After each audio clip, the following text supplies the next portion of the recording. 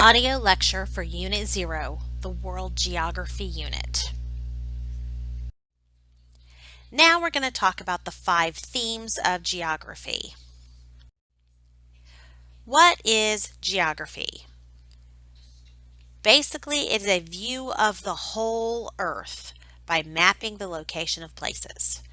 The study of the physical world, its inhabitants, the interaction between the physical world and its inhabitants, and patterns and systems involved. Now, the history of geography, of course, early people used mental maps, much like we do today.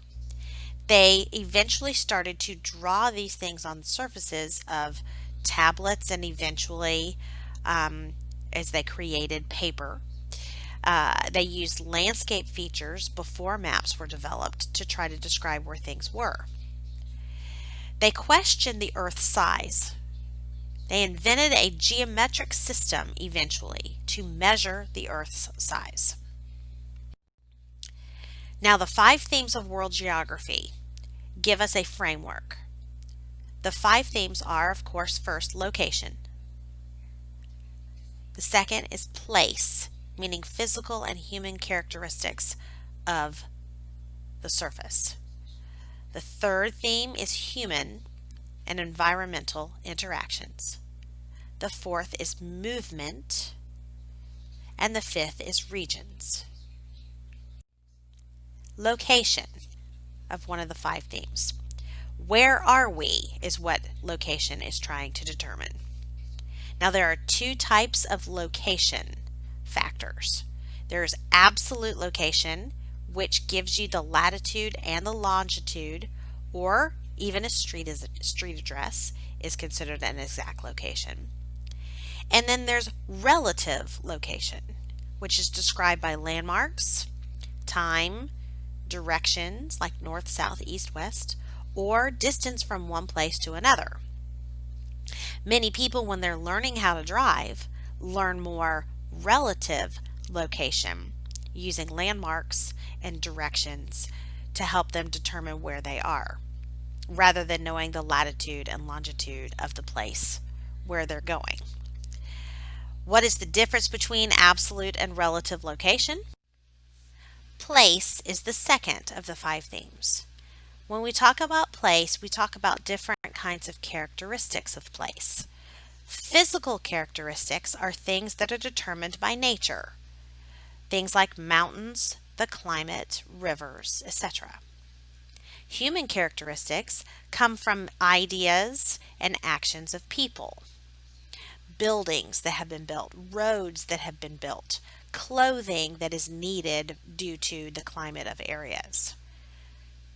So, what is the difference between location and place? Human environmental interaction is the another theme, the third theme. Humans adapt to the environment by wearing appropriate clothes in different weather types and different climates. Humans modify the environment by using heaters in the winter or air conditioners in the summer, especially here in Florida. And humans depend on the environment. Farmers need water to grow crops, for example. That is a dependence on the environment. Another theme, 4th theme, is movement. People all over the world depend on each other, and people interact with each other through movement. We do so through travel, through trade, even through email. What would happen if people never interacted with other people all over the world? Well, our lives would cease to exist the way they are now, and they'd be a completely different kind of existence. Now, the last is region. The last theme is region. It is a basic unit of study in geography. It's defined by common characteristics like language, culture, religion, exports and imports, those kinds of things. So, another question for us to consider as we go through this is how do people affect the regions that they live in? Big geography. First of all, we look at map projections. The Earth is a sphere and is difficult to project on a flat surface. And as a result, multiple projections exist when it comes to making maps. Each of them have their own advantages and disadvantages. So now let's look at some of them. There's the Albers projection, the Bartolomé projection, excuse me, the sinusoidal projection, the Gauss-Krüger projection, and the Boggs projection. Cassini projection as well. Bone projection, and Peters projection. The Mercator projection. Europe is about 3.8 million square miles, and South America is about 6.9 million square miles. So the Mercator projection map has some distortion to it because, of course, since Europe is about 3 million miles smaller than South America, the fact that they look roughly the same size is not really accurate. The USSR is 0.8 million square miles. Africa is 11.6 square miles. Again, not as accurate as it could be. Greenland, 0.8 million square miles, and China has 3.7 square miles, and Greenland looks so much bigger. Again, these are some problems with some of these different kinds of projections. Greenland is, again, 0.8 million square miles, and Africa is 11.6 million square miles. Roughly the same size on the Mercator projection map. Big geography refers to the global nature of world history, and specifically the ways geography has shaped human development over time. Sometimes, as historians, we refer to geographical determinism.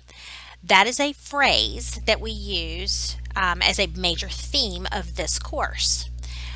Geographical determinism is how the geography of an area can help determine how the culture of that area develops.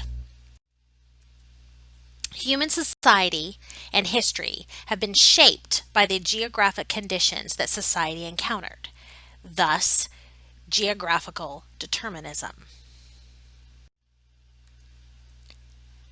Humans have shown an ability to live in various climates and to adapt to geographic conditions through time.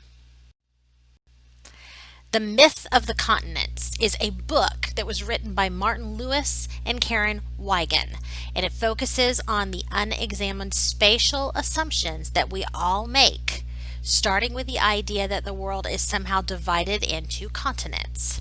They note, quote, "Our tendency to let a continental framework structure our perceptions of the human community. Each continent is accorded with its own history, and we locate its essential nature in opposition to that of the other continents." These authors conclude that only by examining our commonplace notions can we develop a, quote, "sophisticated understanding of global geography." Continents do make some sense as landmasses, providing a visually obvious physical ordering of land and water on Earth. Otherwise, however, dividing the world into continents is a meaningless and potentially distorting exercise when studying the human history that took place on those continents. The world can be broken up into 5 regions: the Americas, Europe, Africa, Asia, and Oceania. Let's take a closer look at the Americas. The Americas can be broken up into 2 smaller regions, North America and South America. North America is made up of course, the United States and Canada. United States located there, and of course Canada located there. Latin America, that we also sometimes refer to as South America, but in actuality, Latin America is more accurate because it also includes Central America. Latin America includes Mesoamerica, Mexico and Honduras, the Caribbean, Cuba, and South America, which includes Brazil, Argentina, Chile, and Peru. Mexico, Honduras, Cuba, Brazil, Argentina, Chile, and Peru. North and South America are connected by the Central American Isthmus. An isthmus is a narrow land bridge, sometimes called Mesoamerica, located right there. The north-south axis of the Americas creates a wide range of climates and hampered north and south migration and trade. North America has mostly mild dry climate except for the far northern parts. The Tropic of Cancer is located there, and if you see there is also where New York City is located, so therefore relatively mild temperate climate. South America is 50% tropical, so it's warm and rainy most of the time, and home to the massive Amazon rainforest. There's the Amazon rainforest. You can see from the map, it's dark green, showing the lush vegetation there. And of course, there's your Tropic of Capricorn, and there's where the equator is located. So most of it is below the equator, subtropical. The Americas contain two massive river systems, the Mississippi in North America and the Amazon in South America. Let's take a look. The Mississippi is about 2,300 miles long, and the Amazon is about 4,000 miles long. It is one-fifth of the river water on Earth flows through the Amazon. That's 20%. The Mississippi River, located through the middle of the United States. The Amazon River, of course, located with all of its tributaries through the top half of South America. The Americas have two major mountain ranges as well, the Rockies in North America and the Andes in South America. Of course, there are other mountain ranges also, but those are the two major mountain ranges. The Rockies located there and the Andes located there.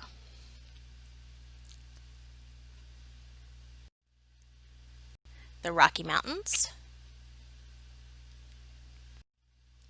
the Andes Mountains. The west coast of the Americas are part of what is known as the Ring of Fire. The Ring of Fire is an area that is seismically active, meaning lots of volcanic activity in that region. These mountains along the western coast of North and South America that we just mentioned are largely volcanic mountains. They were made by volcanoes. The Great Plains covers much of the North American interior, located there in red on the map. The Caribbean consists of 700 islands, and they are broken up into the Greater Antilles and the Lesser Antilles. Now let's take a closer look at Europe. Europe includes Britain, Spain, France, Italy, Germany, Greece, and Russia. Let's see where they're located on the map. Britain, Spain, France, Germany, Italy, Greece, and Russia. Europe is essentially a large peninsula of peninsulas. It has the Scandinavian Peninsula, located there, the Jutland Peninsula, located there, Denmark, the Iberian Peninsula, located there, Spain. The Italian Peninsula, of course, Italy. The Balkan Peninsula, located there, southern Europe. And the Crimean Peninsula, located in the southern portion of Russia. The Mediterranean Sea in southern Europe is a historically important region for trade, for food, and for communication between these different peoples. Europe has many rivers. Some of the major rivers are the Thames River, located in England, the Seine River, located in France, the Rhine River, located in Central Europe, basically between France and Germany, the Elbe River, located in the Germanic territories, the Oder River, also located in Northern Europe, the Danube River, located in southeastern Europe, the Dnieper River, located in southern Russia, and the Volga River, located in central Russia. The Volga River is over 2,000 miles long. The Alps are Europe's biggest mountain range. They are also the home to the Pyrenees, smaller mountain range, the Carpathian, the Caucasus Mountains are all part of Europe's mountain ranges, the Alps being the largest. The Alps are located there. The Pyrenees are there, smaller mountain range than the Alps. The Carpathians are there. The Caucasus are there. The Ural Mountains are the mountains that divide Europe from Asia, located there. Europe is there, and Asia is there, basically right through the Russian territories. Russia is considered a European nation, but in reality there are parts of Russia that stretch into Asia. So sometimes it's referred to as Eurasia.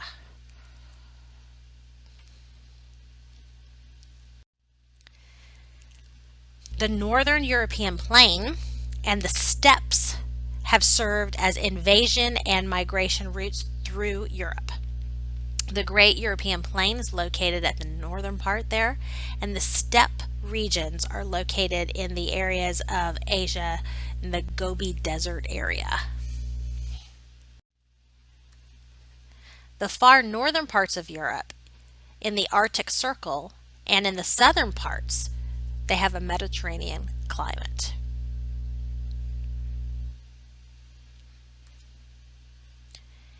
Again, if you want to look where they're located, most of Europe is farther north than most of the United States. So therefore, their climate is a little bit more cool than the most of America. But the southern parts, as you see, are more temperate with the Mediterranean climate. Now let's take a closer look at Africa. Africa can be broken up into 5 smaller regions. Northern Africa, located on the map there in the northern part you see, includes Egypt, Libya, Algeria, Tunisia, and Morocco. Western Africa includes Ghana, Nigeria, Senegal, Togo, and Benin. Central Africa includes the Congo, Rwanda, and the Sudan.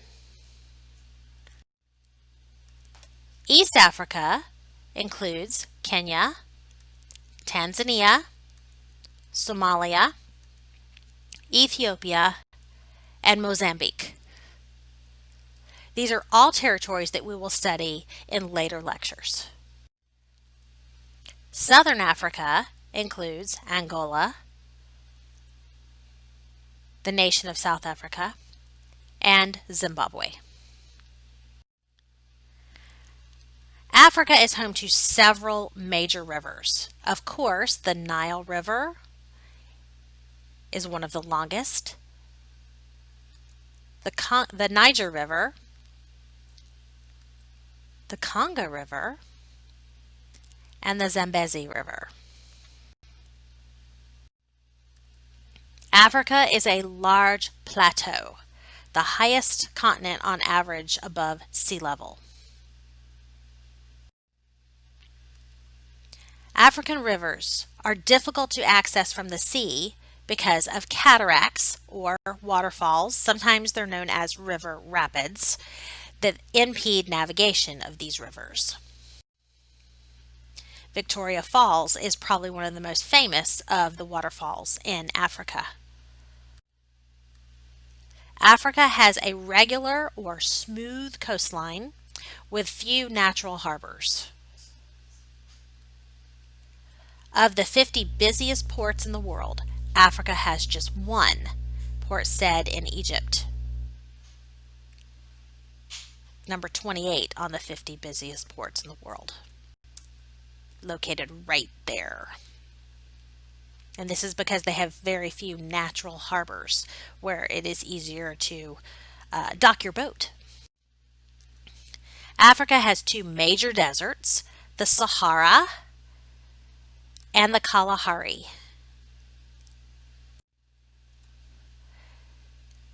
Desertification is an issue around the Sahara, the changeover of arable farmable land into desert. There are parts of what are now the Sahara Desert that used to be very fertile lands. And desertification, or desertification, if you will, is something that has happened over the centuries.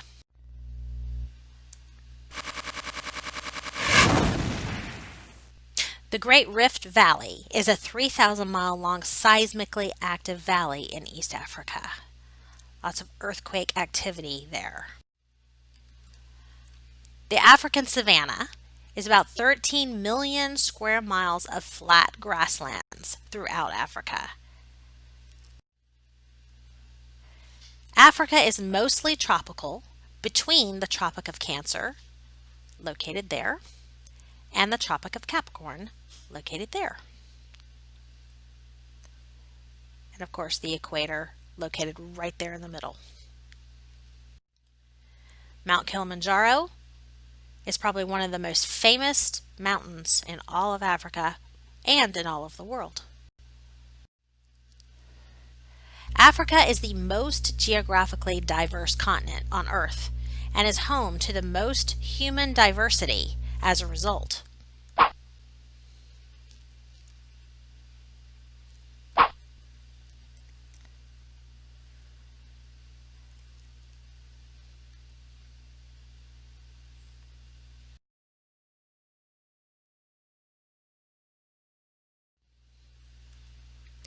Now let's take a closer look at Asia. Asia can be broken up into 5 smaller regions. The Middle East is made up of Egypt, which is also located in Africa, depending on how you orient yourself, Turkey, Israel, Jordan, Saudi Arabia, Iraq, and Iran. The Middle East is the crossroads of the world. Several bodies of water are located there, major rivers, and 3 continents all meet there in the Middle East.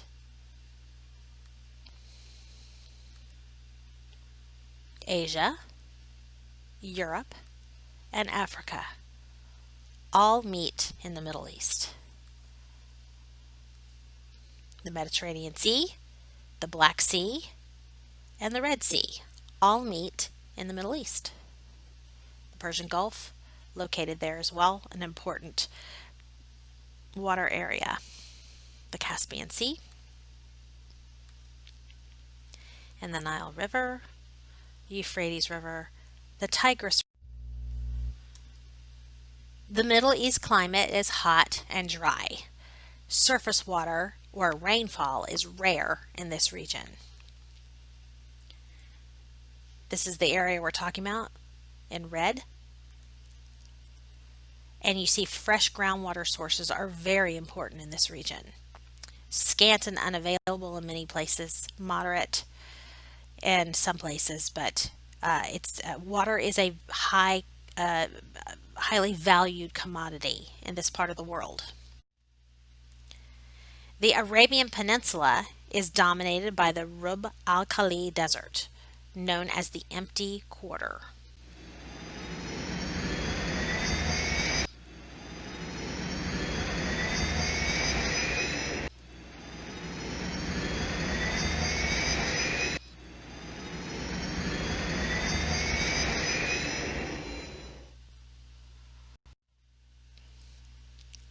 Other than the Fertile Crescent, most people in the Middle East live along the coastlines. There's the Tropic of Cancer, and there's where New York City would be located. Central Asia is mostly grasslands. South Asia includes India, Pakistan, and Afghanistan. India, Pakistan, and Afghanistan. India is a subcontinent. It's part of Asia, but geographically isolated with unique characteristics of its own. The Himalayas are the tallest mountain range on Earth, and they separate India from the rest of Asia. India is a peninsula. It's surrounded on three sides by the Indian Ocean. Again, to orient yourself, there's where the Tropic of Cancer is located. So the weather in India is fairly warm. Monsoons, or seasonal winds with rain, significantly impact life in South Asia.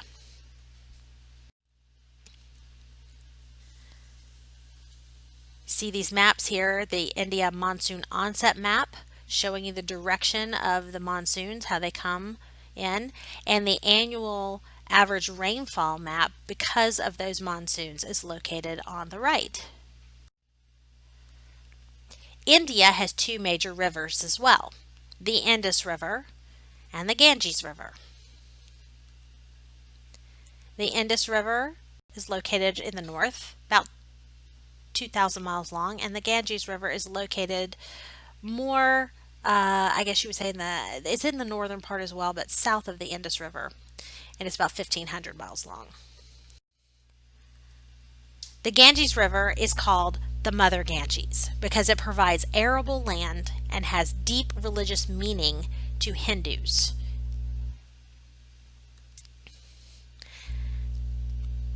From a book titled Discovery of India from Jawaharlal Nehru in 1946, he writes of the Ganges. The Ganges, above all, is the river of India, which has held India's heart captive and drawn uncounted millions to her banks since the dawn of history.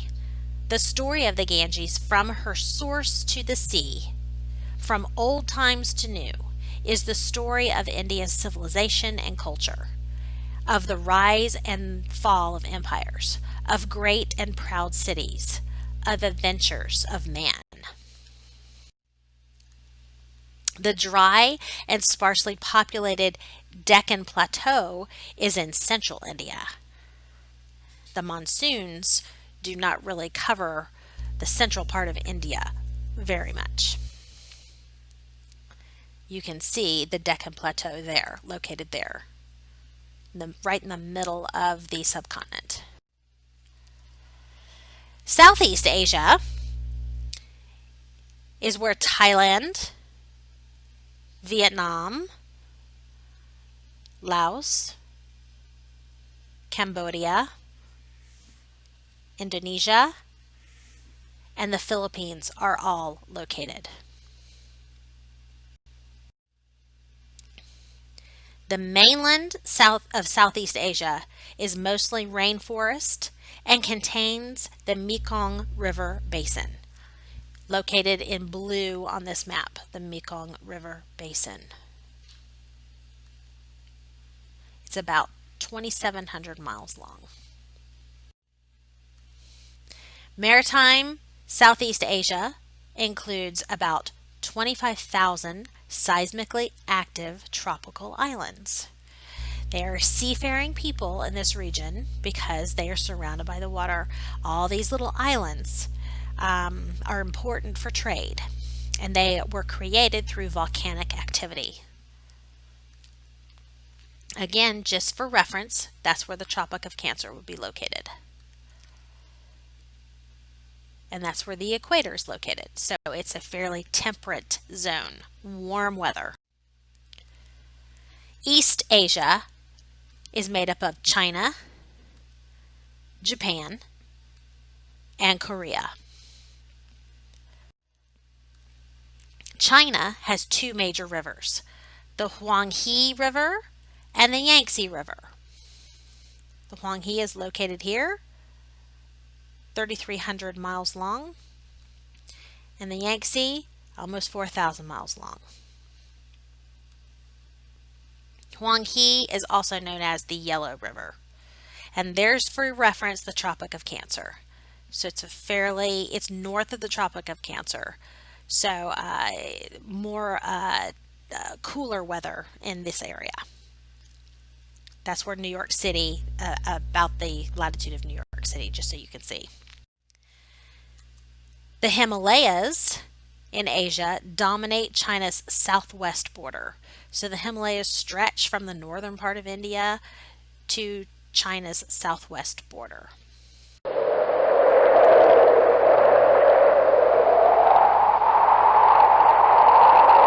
The Gobi Desert lies along China's northern border.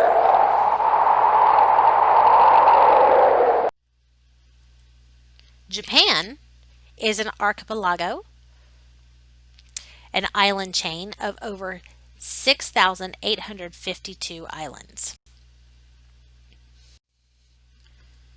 Japan is very mountainous, and the mountains in Japan have been a barrier to the unity of the area throughout history. Mount Fuji is probably one of the most famous of the mountain peaks in Japan. Most of the population in Japan lives along the coast and is dependent on the sea. They are seafaring people.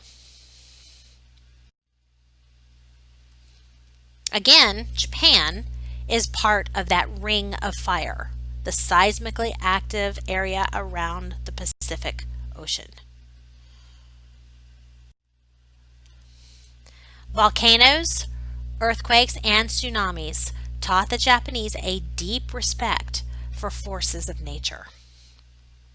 Again, geographical determinism, how geography of an area helps determine the development of the culture of that area. Now let's take a closer look at Oceania. Oceania includes Australia and New Zealand. Australia is an island continent, but Oceania includes thousands of islands around the continent of Australia.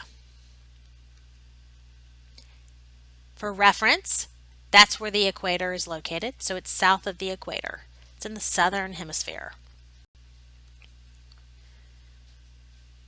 There's the Tropic of Capricorn. The Great Dividing Range is a mountainous region in eastern Australia, located right there on the map. The outback, 2/3 of Australia, is dominated by an arid western plateau that is known as the outback. It is the wilderness area, if you will. Oceania's three island chains are Micronesia, Melanesia, and Polynesia.